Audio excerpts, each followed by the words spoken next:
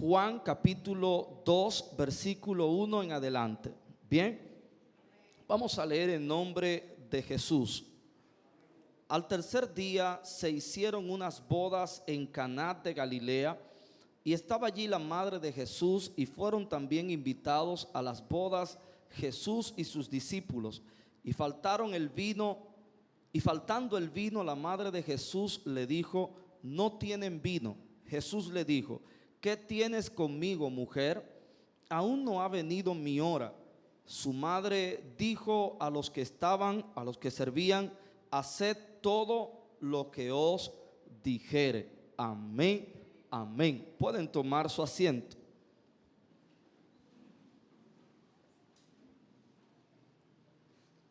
Quiero que por unos minutos veamos el mensaje de una madre.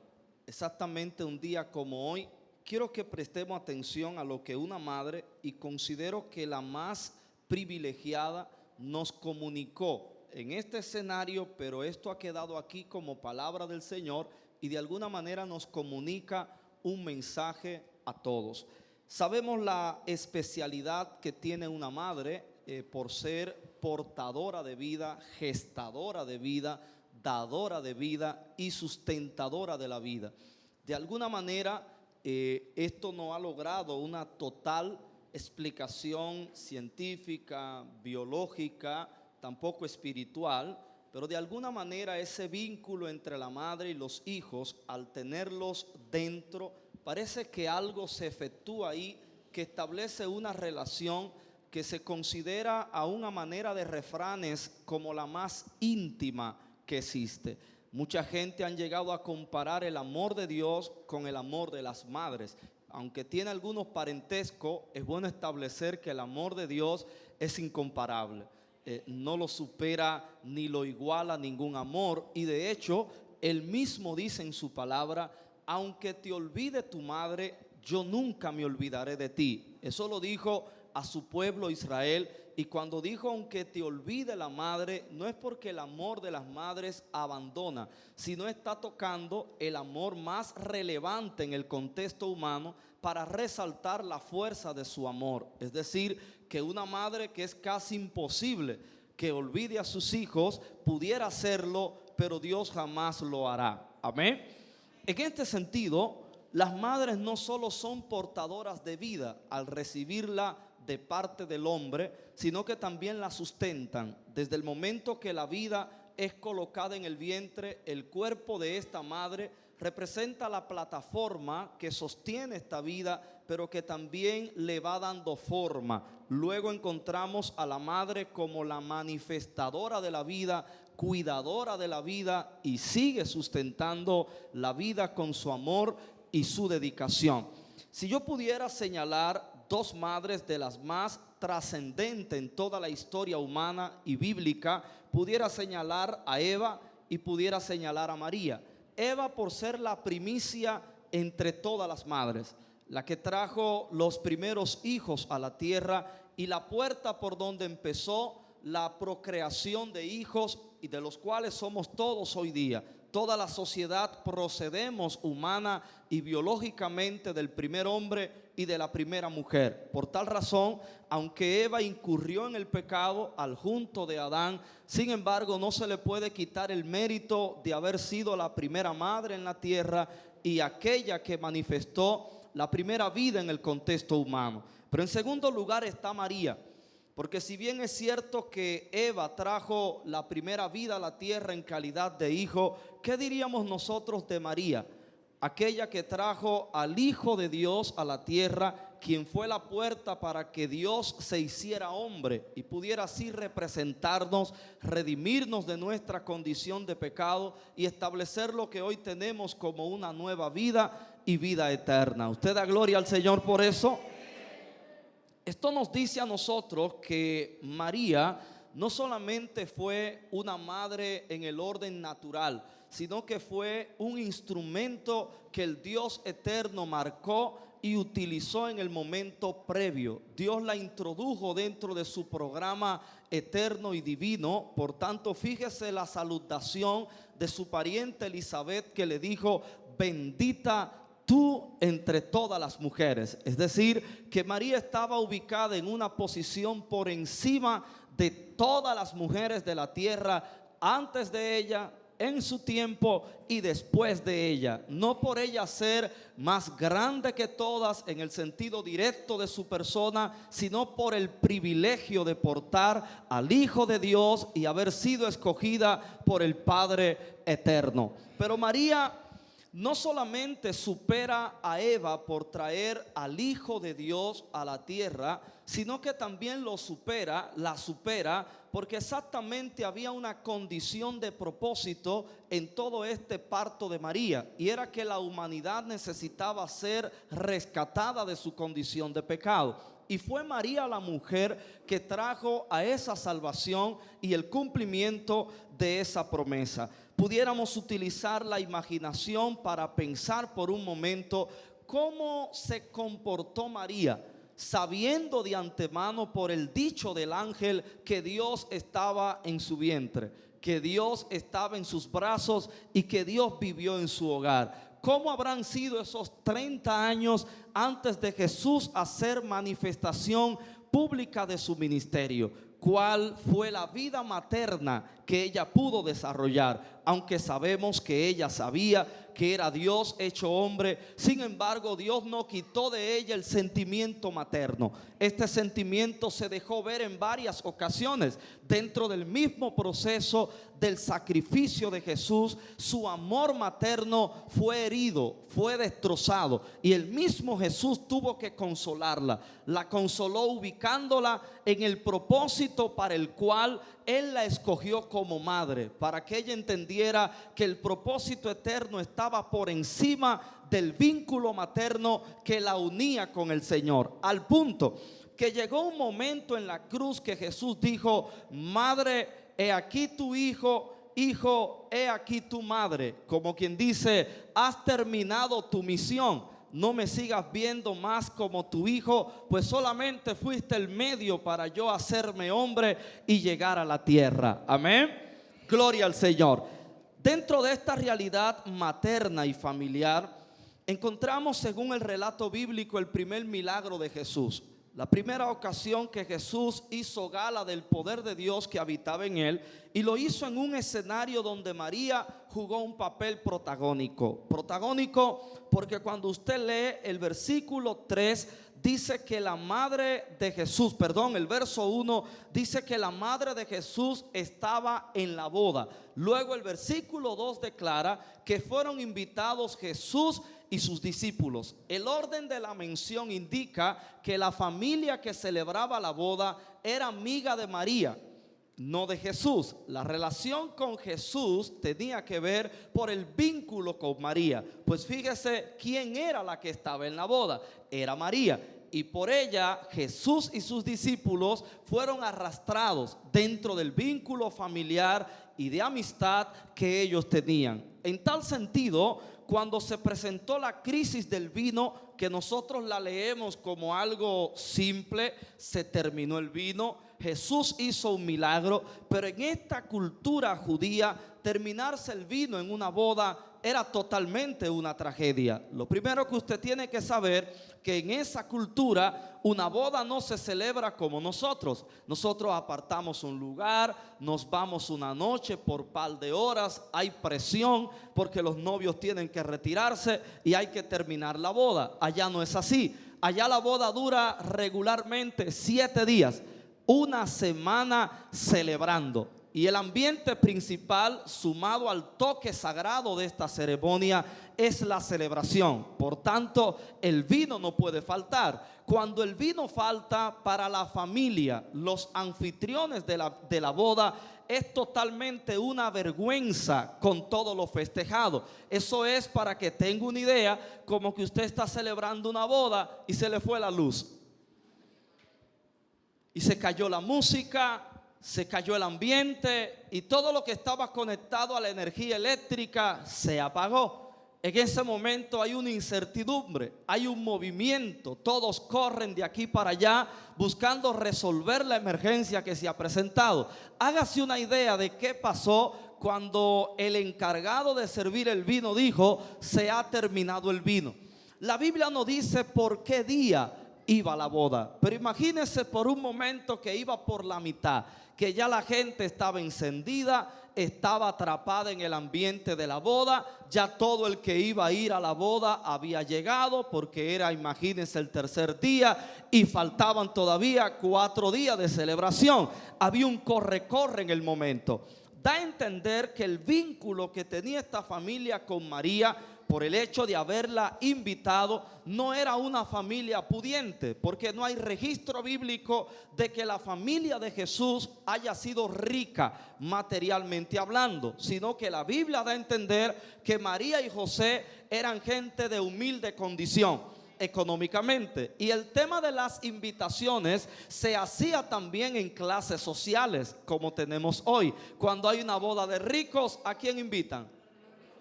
Cuando hay una boda de pobres, ¿a quién se invita? A los pobres normalmente, excepto los padrinos. Se trata de buscar que tengan dinero. Pero esta boda era una boda de pobres, para que usted tenga una idea. Imagínese entonces, bajo la limitación económica, que se acabó el vino. A lo mejor esa fue una razón, que no compraron el vino suficiente porque los fondos no eran suficientes. A lo mejor las estrategias de alargar el vino, por lo menos en nuestro país, se utiliza en el contexto de los vicios. Lo hacen a los drogadictos en los puntos de droga, y lo hacen en algunos lugares, que las sustancias de menor calidad mezcladas las sacan al final. Y esto hacían también en este tiempo. En este tiempo daban el mejor vino de primero, porque todo el mundo estaba en su sano juicio y tenía la capacidad de captar la calidad del vino. Pero cuando estaban los últimos días, se suponía que el vino de mejor calidad, el más barato, lo sacaban, porque todo el mundo, al estar medio ahumado, como decimos en buen dominicano, había perdido la capacidad de discernir la calidad del vino, y todo el mundo decía: deme más vino. Así que entienda esto en el escenario del vino. No fue solamente se acabó el vino. Algo ocurrió detrás de esa declaración para que el vino se terminara. Había una preocupación en el momento. Por otro lado, tenemos a María. María de antemano sabía quién era Jesús, pero todavía nadie sabía que Jesús era el Cristo, era el Mesías. Todavía Cristo estaba encubierto. Recuerde que Cristo dura 30 años viviendo una vida más o menos normal, y pasa luego 3 años de manifestación pública como el Hijo de Dios. Recuerde también que Cristo, la palabra Cristo no es un nombre, es una asignación. Aunque nosotros le decimos Cristo, pero eso no es un nombre. Cristo era la asignación redentora. Cristo es Mesías, significa Mesías, y eso quiere decir redentor, libertador. Eso es una asignación más que un nombre. Israel había recibido una promesa de Dios de boca de los profetas, de que un día, en un tiempo señalado, Él iba a enviar el libertador, que iba a libertar a ese pueblo de sus pecados y de toda su esclavitud. Así que Israel, los sabios de Israel, los maestros, la gente que estaba conectado a las promesas de Israel, vivían estudiando en las escrituras acerca de cuál era el tiempo que indicaban las profecías para el advenimiento del Mesías. Mientras tanto, Jesús estaba sujeto a un programa divino, y hablar de un programa es hablar de un propósito eterno. Así que por eso encontramos que en ocasiones Cristo hacía milagros y usted escuchaba que Él decía: no se lo digas a nadie. ¿Alguien lo ha escuchado? Mucha gente han relacionado eso con la humildad y dicen: no, porque hoy tenemos gente que hace milagros y quiere que todo el mundo lo sepa. Cuando Jesús hacía un milagro, Él no quería que nadie lo sepa. No, eso no es así. Los milagros es necesario que se sepan. Las manifestaciones de Dios es necesario que se sepan, porque traen mayor alcance de salvación. Ahora, La vanagloria hay que quitarla, echarla para un lado. Eso no se justifica. Pero la fama de Dios por medio de su poder manifiesto es parte del propósito del Señor, porque debe darse a conocer el evangelio. O Cristo nos dijo: vayan y den el evangelio a todas las naciones de la tierra. El evangelio no es un mensaje encubierto. El evangelio es un mensaje que tiene que producir sonido. Así que cuando Cristo decía no se lo digan a nadie, era por el tema del programa divino que él llevaba, porque él sabía que si se alborotaba el asunto antes del momento, a él lo iban a matar fuera de programa. Y la muerte de Jesús estaba señalada en un programa. ¿Cuál era el día? ¿Cuál era la hora? ¿Cuál era el momento? De hecho, eso estaba conectado o codificado dentro de las fiestas judías. Estas daban luz acerca de lo que iba a pasar. Recuérdese la fiesta de la Pascua, la fiesta que tipificaba la obra de Cristo. ¿Cuál era la fiesta de la Pascua? La que conmemoraba la liberación del pueblo de Israel de manos del Señor. Cuando Dios los sacó de Egipto, ¿recuerdan cuando se puso la sangre en las puertas de los judíos? Que vino la 10ª plaga de la muerte, y donde había sangre de cordero no podía entrar la muerte. ¿De qué usted cree que hablaba eso? Eso hablaba de la liberación de la humanidad partiendo del pueblo de Israel por medio del sacrificio de Cristo, por medio de la sangre del cordero. A partir de ese acto milagroso se conmemora la fiesta de la Pascua. Y fíjese cómo Cristo muere en ese entorno, muere en el contexto de esa fiesta, porque todo estaba programado. Así que la manifestación de Jesús se debía a un programa. Pero María sí sabía quién era Jesús. María, antes de recibirlo, recibió un mensaje del ángel Gabriel y le dijo que Dios iba a estar en ella, Emmanuel, Dios con nosotros, que lo que iba a recibir ella en su vientre no era obra de José, sino obra del Espíritu Santo. María sabía de Jesús. Imagínense que en un momento él se les perdió, y donde fue a aparecer fue con los maestros, con los rabinos, y allí estaba manifestando la sabiduría superior que él tenía. A los maestros les sorprendió, pero imagínense María, que lo crió desde pequeño. ¿Cuántas señales tuvo que haber visto María? Qué bendito privilegio. Cuántas señales cuando le daba la comida, cuando le decía qué hacer. Pero recuérdese que él era un niño cuando se les perdió, y ellos fueron a buscarle y le encontraron hablando con los maestros. ¿Y qué le dijo él? ¿A qué apeló Jesús cuando ella vino con el sentimiento materno? Y por qué no, también José.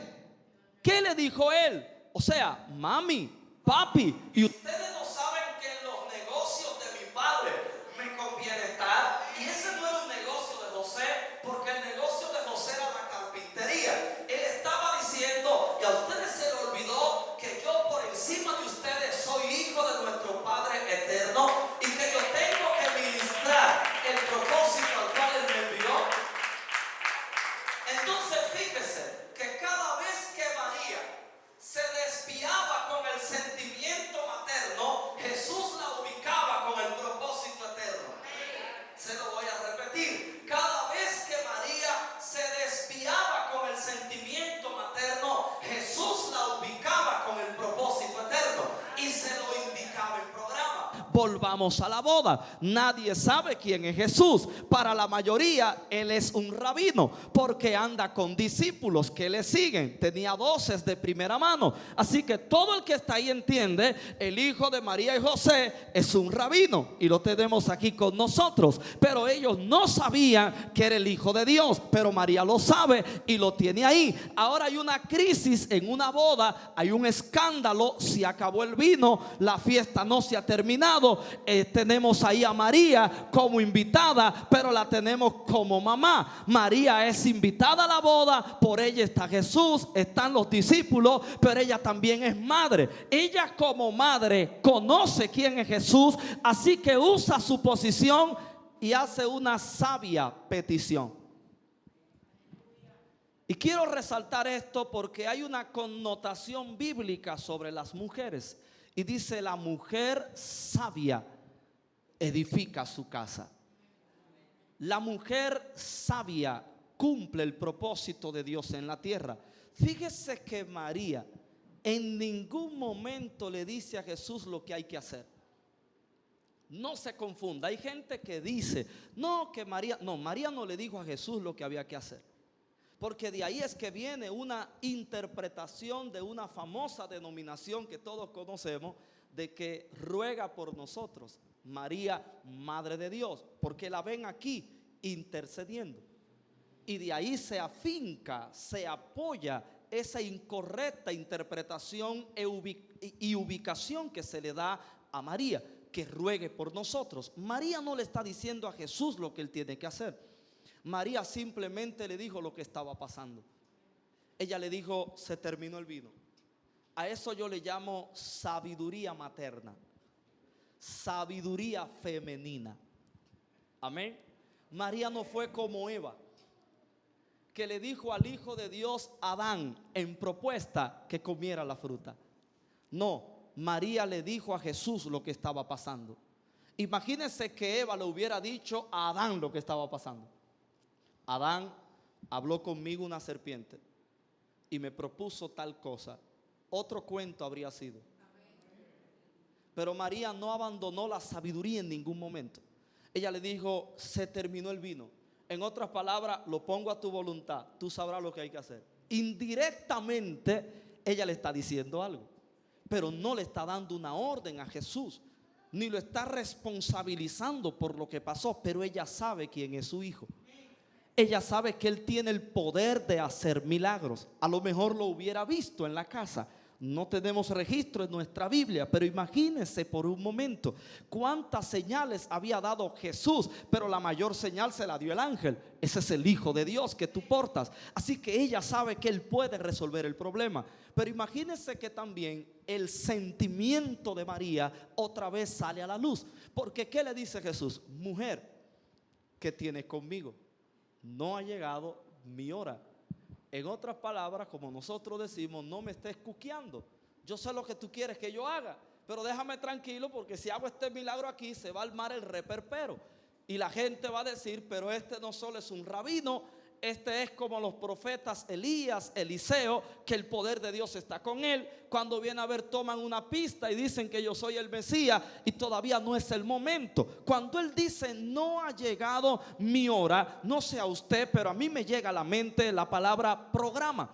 Jesús tenía un programa para todo. Él estaba esperando el momento para poderse manifestar. Sin embargo, fíjese la fuerza de una madre, pero sobre todo lo que puede causar la sabiduría. Ella le dijo: se acabó el vino. A lo mejor había gente alrededor de Jesús, ¿por qué no? Y si ella le hablaba muy claro, a lo mejor alguien se la llevaba. Sin embargo, la mujer es tan discreta que le dice: se terminó el vino. Esa frase le estaba diciendo todo el mundo. Me imagino que en todas las mesas alguien se acercaba y decía: ¿y qué es lo que pasa? Que veo mucho movimiento. Se terminó el vino. Pero en esa frase había un código que una mamá le estaba dando a un hijo. En otras palabras, aquí hay un problema que nadie puede resolver. No hay dinero porque esta familia no es rica. Aquí no hay un Elías, aquí no hay un Eliseo. ¿Qué vamos a hacer? Tú eres el Hijo de Dios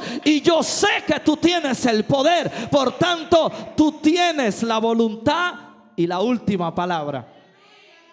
Jesús le dice: no ha llegado mi hora. Y como que María despierta, eso digo yo, y como que vuelve al propósito. Porque hay que tener cuidado, y en esto abro un paréntesis. Muchas madres han cometido un grave error con poner los sentimientos por encima de todo, y han criado a sus hijos desde la emoción. Y el sentimiento materno ha producido mucha mala crianza, lo que entonces luego la sociedad denomina madres apoyadoras, madres que consienten. Y la Biblia dice que el muchacho consentido traerá vergüenza a los padres. muchas madres han cometido este error de sembrar incorrectamente el alimento sentimental, emocional en sus hijos. Yo sé que los hijos, como le aman las madres, no le amamos los padres. Y los padres amamos a los hijos. Pero el amor de las madres es entrañable. Viene desde las entrañas, viene desde allá adentro. Le dije al principio, algo se desarrolla entre una mamá y un hijo que yo personalmente no lo sé explicar en detalles, pero es evidente en el fruto. Incluso, fíjese cuántas madres le ha tocado la desdicha de tener un hijo delincuente, de tener un hijo antisocial, y aunque todo el mundo se los rechaza, han habido madres que en plenas manifestaciones públicas en contra de sus hijos, donde lo tienen arrestado, donde la sociedad está encima de ellos, golpeándole, todo el mundo le dice ladrón. No es que ella no sabe, es que el sentimiento está por encima de la conciencia, porque el sentimiento les domina por el hecho de que la propia condición femenina responde mucho a las emociones, pero algo se incrementa en la maternidad y algo se enfoca en lo que sale de ella, que son los hijos. Pero desde ahí se emplean muchos errores, y María le da un mensaje a todas las madres aquí presentes, y por qué no a todos los hijos: jamás pongan el sentimiento por encima de la conciencia iluminada por la palabra del Señor. Fíjense que primero María va con una petición de madre a hijo, pero luego sale con una manifestación de propósito eterno. Primero dice: se terminó el vino, y luego viene muy derecha diciéndole a todos: hagan todo lo que él dice. Fíjense ahora la ubicación de María. Está mandando a todo el que está ahí a escuchar la voz de su hijo, a obedecer la palabra de su hijo. Ella entendió su calidad mediadora, su calidad de instrumento, que estaba solamente para guiar la gente al Cristo que ella había llevado dentro de su vientre. Amén. Amén. Gloria al Señor. Poder contar con mujeres que entiendan lo que María entendió jugará la cuota desde la parte femenina para tener hijos saludables, y creará o aportará a esa relación de equipo que tiene que haber entre mamá y papá para poder desarrollar la difícil tarea de la crianza, y difícil sobre todo por el tiempo que nosotros estamos viviendo. Fíjese que la mayoría de los hijos tienen una inclinación a la mamá, pero sobre todo cuando se trata de buscar consentimiento, porque los hijos o el ser humano tiene una capacidad de percibir, y la tienen los niños. Yo sé lo que le estoy diciendo, porque yo soy papá y los he visto pequeños, todavía los sigo viendo pequeños en algunas etapas, y ya dos están un poco grandes, adolescencia y juventud. Sin embargo, yo sé, y lo he visto en otros hijos, cómo se inclinan a mamá buscando un apoyo, y si mamá es débil por los sentimientos, terminará consintiendo. Y siempre debe haber un acuerdo entre papá y mamá y un estándar correcto para la crianza. Y cuando hablo de un estándar correcto, estoy hablando de tener a Dios, su voluntad, sus mandamientos sobre la crianza. Porque en cuanto a crianza, la Biblia dice: instruye al niño, criadlo. Fíjese cómo dice la Escritura: criadlo en la disciplina del Señor, en los mandamientos del Señor. ¿Qué debe gobernar la crianza de los hijos? La palabra del Señor. Es lo que dice la Biblia en Efesios capítulo 5, capítulo 6, 5. Dice que lo debemos criar bajo mandamientos. Y esto implica que el señorío de Cristo gobierne la pareja.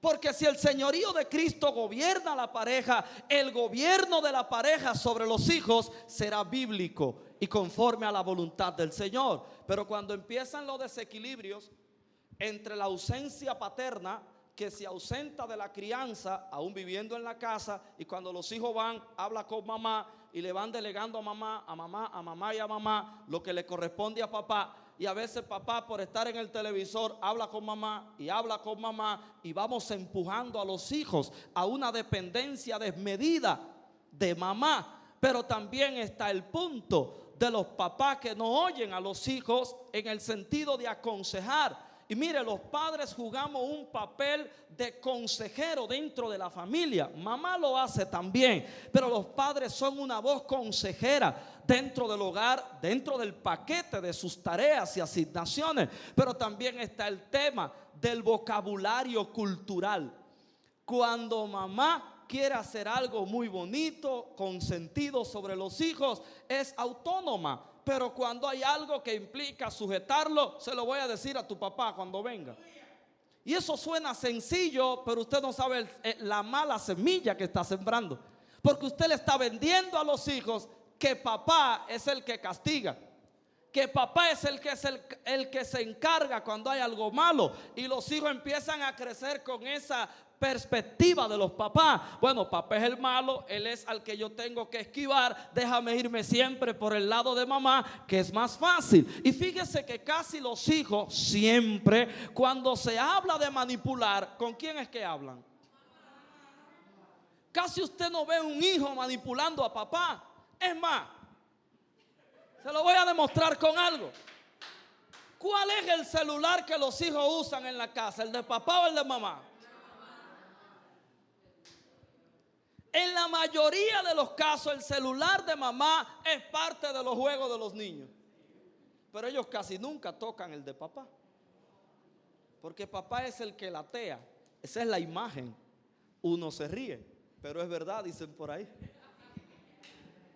Pero mire, esto es serio. Y muchas manifestaciones de conductas torcidas que vemos en la sociedad empiezan con esas zorras pequeñas. Entonces, mamá, cada vez que María se dejó gobernar del sentimiento materno, Jesucristo la ubicó en el propósito eterno. No críen sus hijos gobernados por el sentimiento materno, críenlos gobernados por el propósito eterno. Críenlo como dijo María, hagan todo lo que él dice.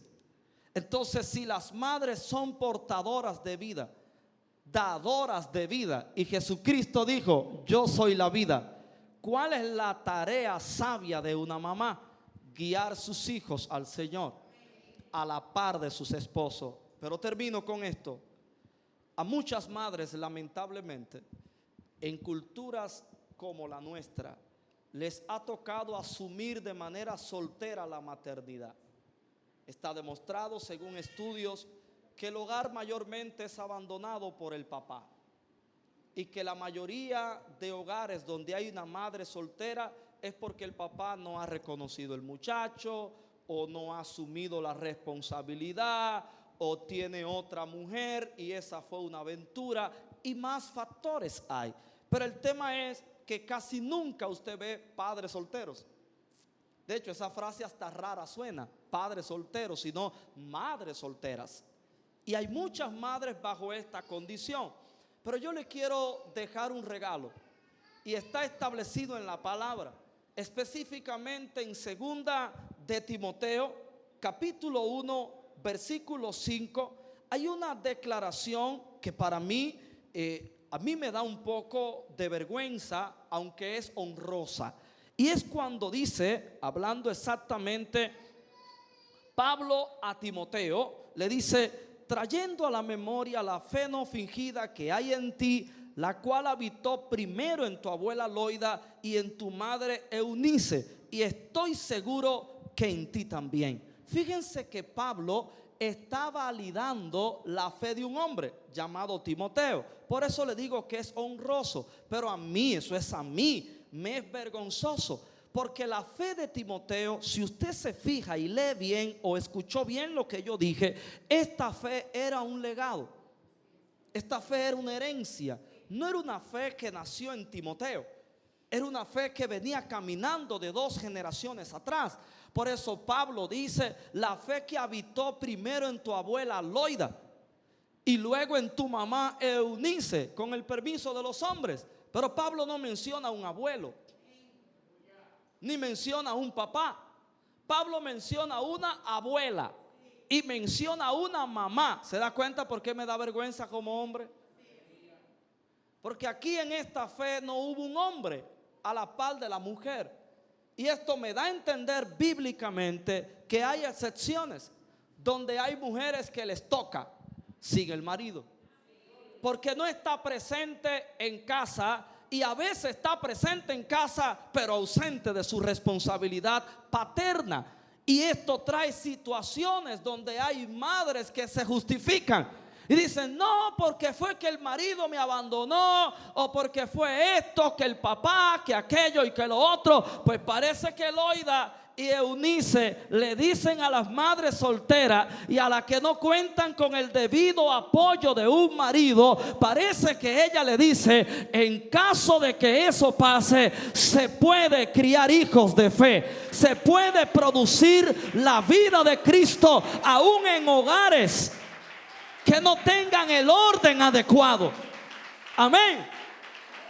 Se puede, porque mire ahora un joven con una fe genuina, validada por un apóstol de Jesucristo, que está diciendo: la fe de Timoteo no es falsa, es una fe verdadera. Pero para que esta fe tuviera la fortaleza, la genuinidad que tiene, alguien tuvo que haberlo instruido, alguien tuvo que haber sembrado esa fe. Sorpresa, dos madres asumieron la tarea de instruir a este muchacho y pudieron traspasar la fe desde su generación a la siguiente generación. Madres, María les deja un mensaje: guíen sus hijos, guíen su sociedad a lo que dice el Señor, a la palabra del Señor, y jamás permitan que el sentimiento esté por encima del mandamiento. Porque la palabra del Señor, dice la Biblia, es vida. También dice que es camino de vida. Si queremos en realidad que nuestros hijos tengan vida eterna. Y mire, a mí me tocó darle la noticia a mi mamá cuando mataron a mi hermano, mi segundo hermano. Y cuando yo le di la noticia, pude experimentar lo que significa un hijo para una mamá. Y en ese momento es el más difícil para una madre. Mire que hay momentos difíciles, pero ese momento, ver partir a su hijo, ver que su hijo es arrancado, yo no he visto cosa más dura, porque lo vieron mis ojos. Recuerde, yo le di la noticia estando en un lugar solo con ella, la fui a buscar, ella no estaba en la casa. Ahora imagínese usted lo que significó para María renunciar a Jesús. Pero también imagínese por un momento ¿qué no daría una madre para que sus hijos no mueran? ¿Hay una madre aquí? ¿Usted ha visto una madre cuando tiene un hijo interno en riesgo de muerte? ¿Usted lo ha visto? ¿Le ha tocado ver su esposa o su mamá? ¿Ha percibido usted esa preocupación incomparable? Mire, para la casa se podrá ir todo el mundo, pero a esa nadie la quita de ahí. Yo sé, yo lo he visto muchas veces. Mire, ni un ángel creo que hace mejor trabajo. De hecho, a veces le dicen: ese es el ángel de esa casa.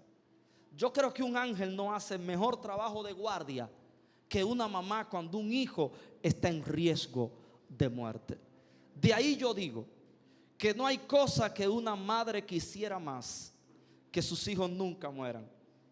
Pero yo le tengo a ustedes, madre, una buena noticia. Ustedes tienen en sus manos el poder para que sus hijos nunca mueran, porque Cristo dijo: el que cree en mí,